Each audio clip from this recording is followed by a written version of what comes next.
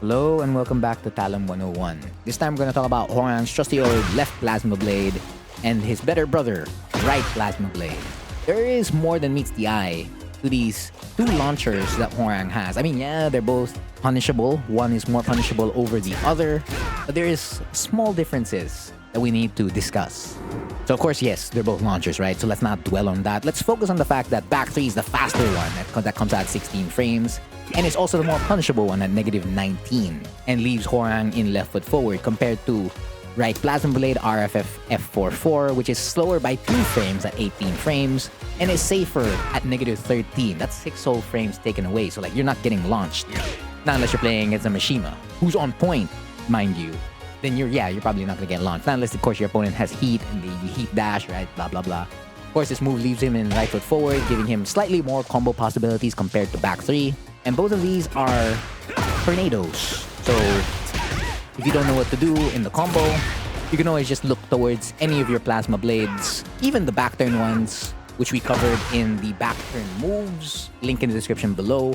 But yeah, switching from RFS back 3 and RFS back 4 rather, and LFS back 3, horizontal hitboxes to vertical hitboxes was a little bit jarring at the start.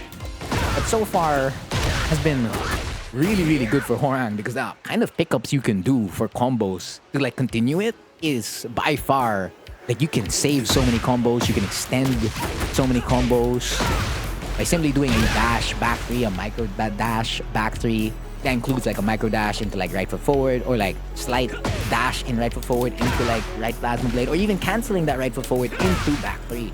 Now that's a lot of combo jargon, so we're gonna bury that in a bit because we'll come back to that after the details, the cheesy details. Like, did you know that the back 3 left plasma blade, if you're at range 2.5, more or less will whiff punish an opponent even if they didn't extend their hurt box? And that right plasma blade, RFF F44, even if I put it at range 2.5 as well, will not punish the opponent or launch the opponent at the same distance. So back 3 left plasma blade is longer than its brother right plasma blade RFF F44. You need to be a little bit closer, somewhere around at 2.4 or 2.3, so that right plasma blade actually launches the opponent. And also, did you notice that Hwoarang steps a little bit towards his left? You see how he's like off axis right after he does this move? Like he's not aligned with Lily. So like if you do back 3 raw, right, you're in place. Now let's change this to right plasma blade. You see how he's like slightly off axis now towards the left? Interesting detail. I don't know if that makes it like a little bit more evasive. If you do know and you've tested it, love to hear it in the comments. For now, usually just puts you slightly off axis, and that does help in some combos to like get towards the wall, depending on like, your distance towards the wall, and like if it was a side wall and whatnot, compared to like back 3, you'd have to like adjust into like a step. So like there's already an inbuilt step to like change that alignment, right? So that's a slight bonus for it not being as long as back 3.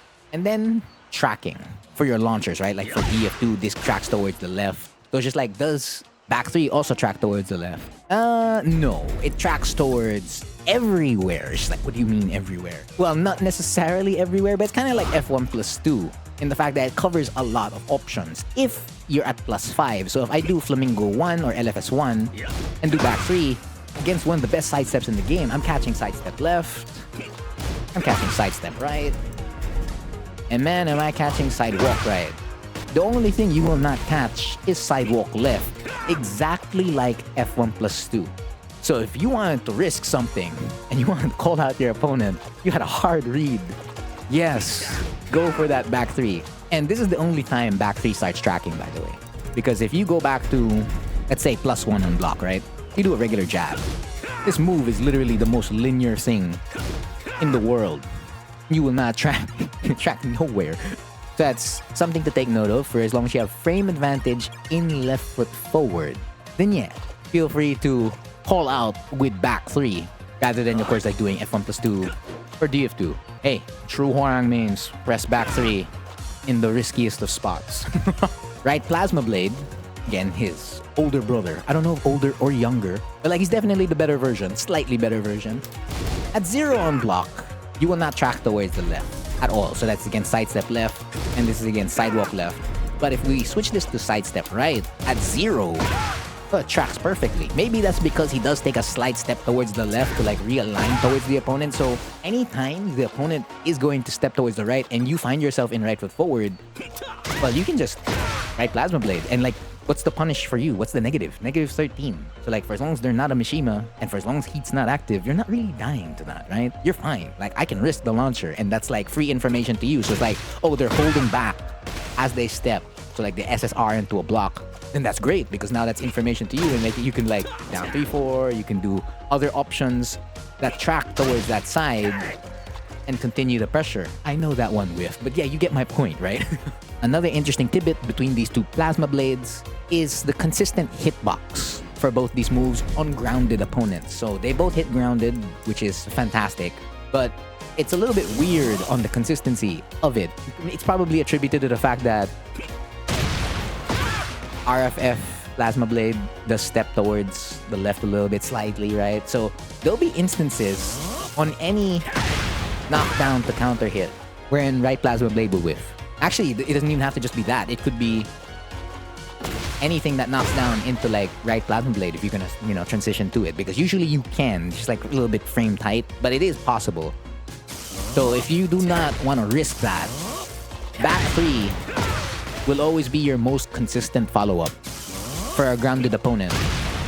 And they more or less do the same thing. Like, you can get the extra relaunch on both back 3 and right RFF F4-4. It's both gonna be Oki. So like, what's the difference for like going for consistency here? Well, it's 3 damage. So let's go back to RFF back 3, right? And then back 3. You see, that's 33 damage. And then we're gonna change it to right Plasma Blade, 36. So it's 3 extra damage for consistency. Now, I'm not getting it to whiff here, but other Hwoarang players would know. If you know, you know. They fixed this hitbox back in Tekken 7. It's still whiffing from time to time. So you can't really swap over to it for consistency, of course. But like, if you want to risk it for that extra 3 damage, feel free. For the same kind of Oki you'll usually be getting. Now let's go back to combos. Yeah, again, you're using the same combo routes. It's the same. So like, back 3, right? Typically, that's what you're doing for like good damage. And then, actually not even copy. It could do something. Well, it's gonna do exactly the same thing. Because like you could do that in back 3.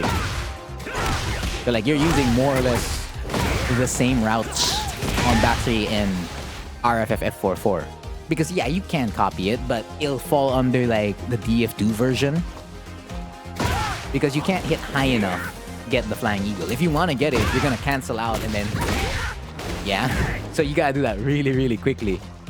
And perhaps you need to even be aligned to make... Yeah, you need to be aligned to like make that work because of that slight sidestep left after right Plasma Blade. The only thing you get are slightly unique combo routes that you can do here because you're already in RFF, right? So the start will be a little bit different, just a little bit different. So you also have like a little bit more leeway in terms of like creativity and whatnot, both in open and at the wall. Because let's say you get a back 3 at the wall, right? So back 3, and then you do the basic DMD. So you're roughly hovering around 53 damage. If we make that stronger, without the high wall splat, that's 61. Now let's add a high wall splat, right? So bam, high wall splat. 62. So roughly that's the ballpark you're at. So if we switch to RFF, 65. It's actually stronger. But it's more or less kind of like the same structure. So instead of me using back 4, I use RFF back 3, same exact move, and then you just transition back to right foot forward, whatnot. If you were to do something like specifically right foot forward, not exactly which one, I mean, yeah, that's something. So again, like, yeah, so the fact that you can be in right foot forward first will give you more creativity. But for the most part, when it comes to B&Ds, you're using the same routes most of the time. So that's pretty much Plasma Blade, both left and right.